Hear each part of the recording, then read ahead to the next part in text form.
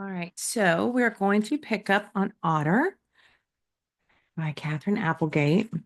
We left off on page 38 as we finished page 38. So now we're going to read pages 39 through 81, which will finish up part one. Okay. Tell me a story. Race you to the drop, Otter asks, glancing at the point where the slough empties into the far deeper bay. I'm tired, Kari says. I don't feel like racing. Tell me a story instead. You're trying to distract me, Otter replies. You know me too well, says Kari. Scary stories. Tell me about the 50 again, says Kari, because it is a scary story, and scary stories are the best, at least when the sun is out and the waters are calm. Otter shimmies and bounces. But everyone knows that story, she says. And she's right. The story of the 50 is every otter's story. For a moment, Kari seems to be shivering, her eyes glazed and unseeing. Kari? Otter asks, Are you all right? Kari blinks and shakes her head. I'm fine. Just a little tired. Otter hesitates. Kari hasn't been herself the past few days. She seems sluggish and distracted. You're sure? Remember when Amaya had the shaking sickness? I'm fine, Kari says firmly. The 50, please. Otter dives, resurfaces, spirals. The 50, she begins, and Kari clasps her forepaws together and falls silent. The 50. Once, in times past, when the ancients lived, the ocean was filled with our kind, Otter says. But that changed not so very long ago. There were only 50 of us, and that was all. Because of sharks, Kari interrupts. Not really, Otter twists and twirls. Not then. Because of sickness, Kari says. Some, Otter spins and rolls. But mostly that came later. Because why then? Kari asks. Otter glances at the faraway kayaker, now just a drifting dot, so small he might be an egret or a marsh wren. Because of them, she says, and then she plunges under the waves. So she's referring to the humans, right? So because of the humans, there were only 50 sea otters left, or at least in that part of the world. Deep dive. A sea otter can stay underwater for 6 or 7 minutes, and that is what Otter does. It's fun to build suspense. The end. When Otter blasts back to air and sun, her friend is waiting impatiently. Now tell me the rest, Kari demands, still back floating. There is no rest, Otter somersaults. There were 50, and now there are more than 3,000, perhaps. And we are part of the more? Kari asks.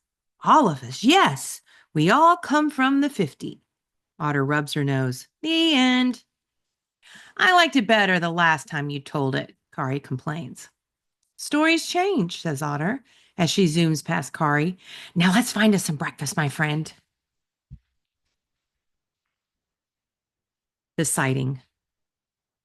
The intriguing scent becomes something more for the shark. There they are above him on the surface, long, dark silhouettes with webbed feet and muscular tails. He's glimpsed some before, but never this close. They are sinuous, but not eel, sleek. They don't shimmer in the way of a mackerel or a ray. Wouldn't sea lions be bigger than this? Maybe these are young sea lions, babies even. They move surprisingly well with a certain elegance, but they're no match for him. One is slower, and that will be his target. No reason to expend so sorry, extra energy, although what a feast two would make. He feels the sharp complaint of hunger and presses on. Who do you think the slower one is? And who is he referring to? This is the shark, right? And he's looking above him and he sees two things, two animals. Who are they? And he says one is slower, and that's going to be his target. Who is that going to be? The fin. Just a little farther, Otter says, as the beguiling wild song of the bay calls to her. Kari is right beside her. Please, Otter, she says, let's go back. And Otter hears her fear. We've gone too far. The sun sparks the waves as the wind picks up, and then Otter sees it. And her heart lurches, gliding, glimmering, almost beautiful, the dorsal fin of a great white shark. Speed. A few thrusts of the shark's powerful tail, and he'll have them easy as that. Sometimes even he is shocked by his own speed. The chase. Otter lets loose a high-pitched scream. Though Kari needs no warning, she is already churning the water. And Otter sees the terror in her friend's eyes. And both otters move like they have never moved. But he is on them already. Otter can feel him slice the surf in two. She can smell his hunger. Turning back. Otter knows this is all because of her, because she is reckless and wrong-headed and curious to a fault. She hears a strangled cry and turns to see the shark has nipped her friend's tail. As the awful stench of blood blooms in the water, a full-grown white would have devoured them both by now. But this shark must be young, inexperienced, or confused. Kari is slower. There is only one thing to do. And so Otter twists, turns back, passes her wounded friend, heading directly toward those jagged rows of teeth, those unfeeling eyes. So she was ahead of Kari. Kari gets nipped. Otter turns back around, and now she's headed straight for the shark. Confusion. It was just a small bite, but the hint of blood makes the shark bold. Some part of him wonders if he's made a mistake. The taste. Perhaps, but it's too late. He's pure muscle and instinct now. As he moves in for the kill, he's met with sheer movement, flipping and twisting, an eruption of bubbles, the reek of fear. It's under him, behind him, hitting his flank. How could it be? But it is. It's one of them, not the one he nipped. The other, hurling herself at him. It's impossible. Never has he seen anything move like this. He tries to focus on the wounded one, the slower animal heading away. But this other frenzied thing, whatever it is, won't let him be. Go, Otter. Go, Otter. Come on. Trapped. That's not a good title, is it? And so he veers, and there she is. And his mouth is open wide and waiting, and clamp. Snap. Gnash. And she is trapped in his jaws where she belongs.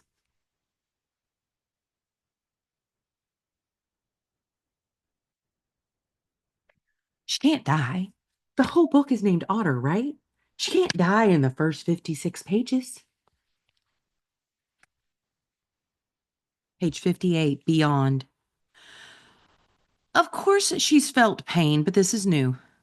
A black void, beyond hurting, beyond understanding. Oops. Instantly, the shark knows this is wrong, all wrong. His jaws unlock, his head jerks, and his prey floats free. It's all fur and bones, so much hair. Not even a hint of blubber. A ray would have been more satisfying, a rockfish even. It's no sea lion, that's for sure. The taste is vile. Ugh. And he's even lost a tooth. Oh, a few teeth. Not that it matters. They pop anew and unbidden. Still, what a waste of time. And good thing his embarrassing failure went unwitnessed by other sharks. Do we think she's okay, though?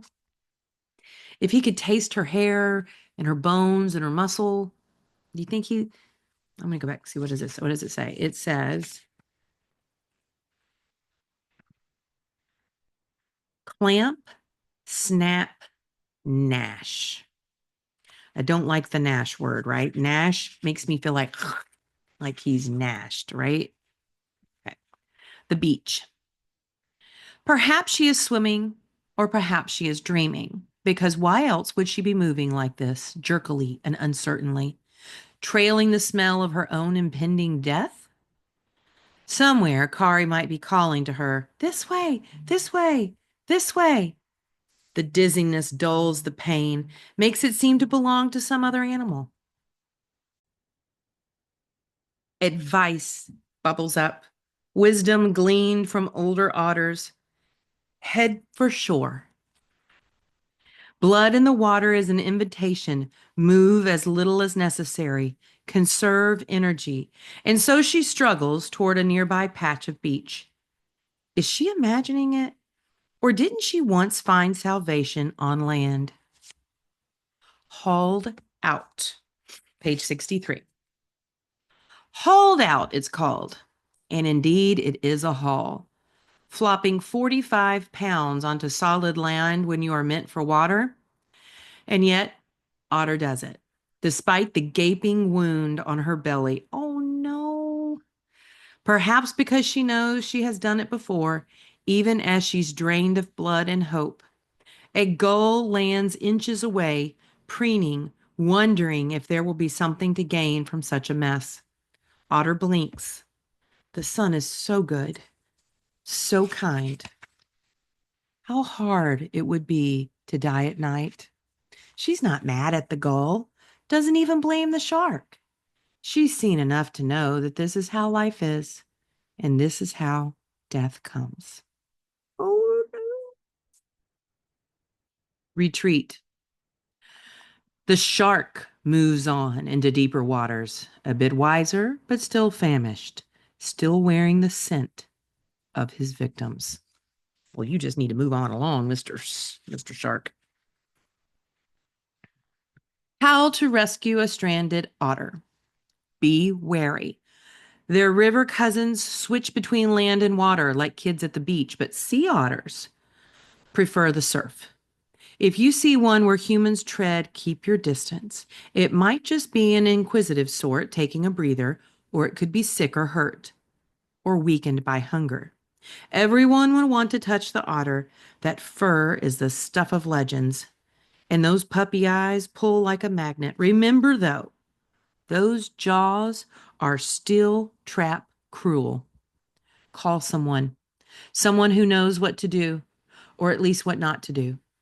Keep dogs away, and others who will want to get too close, who don't understand that while you wait for help to come, death may be en route too.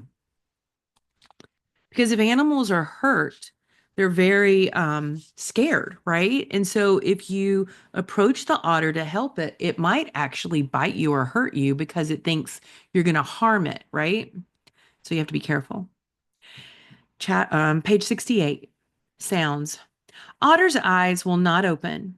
Her head will not move. It is all she can do to breathe because every breath burns. But she can at least still listen. She has created quite a commotion, it seems. Voices surge, people shuffle, tourists lean in close and click their cameras. Gulls cluster and gossip and join the chaos because chaos means dropped food. A fry, perhaps? Or even an ice cream cone? Dogs send out throaty alerts and a baby howls, while waves break on the beach, whispering to Otter and Otter alone. Let go, let go, let go. Don't let go, Otter. Don't do it. Hold on. Sounds like people are coming. Hold on. Oh, this is a good title. Help arrives. When rescue comes at last, Otter recognizes some of the voices, and her heart clenches with relief and regret. She's going back. She has failed. Though maybe this time it's already too late. Maybe she will die before she even gets there. She's already been given a chance, one more than most. In any case, she accepts her fate. If Kari survives, there's that at least. Because she did save her friend, didn't she? The hands are gentle, the gloves familiar. Hello, old friend, someone says, as though she doesn't understand the words, might never understand them. The music of grief and disappointment is not lost on her. So the people that come to rescue her sounds like they're from Hightower, right? Because she says she's seen them before. And that seems to be where she was before. At least she's hinted at it, right? Um, and it sounds like they're kind of disappointed that they have her again, right? So we'll have to find out more, but she can hear the disappointment in their voice. Phantoms. They move her carefully, but even if she wanted to, she's too weak to protest. The bites on her belly, deep half moon, have left her helpless. The cage smells antiseptic and unnatural, and she knows the scent well, even recalls the rough comfort of the worn towels. Phantoms linger here too. Others like her have been locked in this cage, staring through the metal squares and wondering if this was their story's end or its beginning. So phantoms are kind of like, I guess you can like say like ghosts, right? So she can sense that others have been there before her. Um, and been in her same shoes before, and some have made it and some have not. Okay. The trip. The cage moves and fits and starts while time drifts like a sluggish stream. For a while, the world fades until a door opens, and there it is. The scent she knows as high water, almost ocean, almost real. She is back where she began, where the teaching happened, back to the place where she learned to be an otter.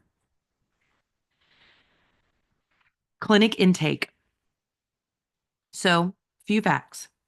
Intake notes 3/2/8/10. So 3/2 meaning March 2nd, 8/10 is the time. Okay. Age at admit 3 years, 4 months estimated. Patient number 156. Previous admit, yes. So she has been there before. Sex, female. And that's also how she got 156, right? The humans had numbered her. They had given her the number. So that's how she had a number. She had been there before. Species, oh, I'm going to mess this up. It's a scientific one. E. I. Nereus. Rescue location, Moss Landing State Beach, South End. First call, 7:40. One stranded, no other sighted. Weight, 20.4 kilograms. Length, 1.2 meters. Lacerations consistent with shark bites. With shark bite. So many questions. This time, the prognosis is grim, but still the staff, they're called Aquarius, hope this time all will be well. They always do. And sometimes, of course, they're right. Things are better than 10 years ago, 5 even. They know so much more now. Which antibiotics work best, how to fine tune the formula, surgical protocols, rehab.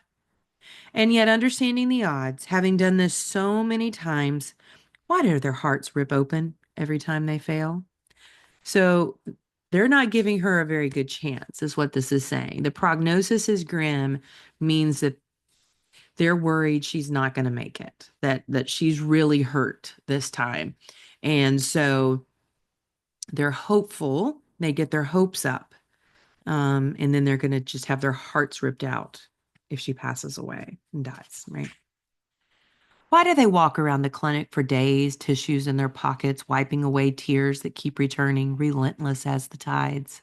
Sounds like they're good scientists, right? They really care about the animals, don't they? Page 77, surgery. It's an unusual ER, small but well equipped, where the patients come in many forms: penguins and moon jellies, sea lions and octopuses, green turtles and lumpfish. So much can go wrong in the ocean. Run ins with boats, illness from pollution, oil spill exposure, entanglement in fishing lines, ingested plastic trash, disease with too many syllables to pronounce. And then they're going to make me pronounce it. Oh my gosh. acanthocephalin peritonitis. Ooh, I didn't do too badly. Toxoplasma gondii, encephalitis. Of course, shark bites are a problem too. More lately for many reasons. Could be the warming ocean, could be the dwindling kelp forests where sea otters like to hide, could be all the elephant seals, a favorite meal for sharks, sharing the neighborhood with otters. It's all a reminder to keep hopes humble, which means don't get your hopes up too high. Afterward, the surgery takes hours. Shark teeth are like razors, but finally, Otter is moved to another small room. The aquarium is often bursting at the seams. She will be monitored day and night, hour by hour, given fluids and antibiotics. Her respiration checked, her heart rate noted.